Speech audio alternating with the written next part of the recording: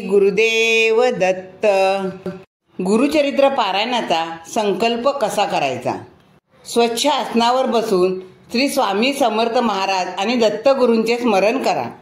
उजव्या हातामध्ये पाणी, हळद, कुंकू, अक्षदा, फुलं घ्या. नंतर श्री गुरुदेव दत्त, मी माझ्या आणि माझ्या कुटुंबाच्या कल्याणासाठी गुरुचरित्र पारायण ही सेवा करत आहे. मी म्हणजे आपलं स्वतःचं नाव घ्यायचं, गोत्र सांगायचं. जर गोत्र माहीत नसेल तर कश्यप गोत्र सांगायचं, गाव सांगायचं. मी ह्या गावचा रहिवासी असून आपला सेवक आहे आणि माझं हे काम आहे, म्हणजे माझी ही समस्या आहे, माझा ही अडचण आहे, त्याचा उल्लेख करायचा. आणि हे सगळं कार्य साध्य व्हावं यासाठी हा संकल्प मी करत आहे.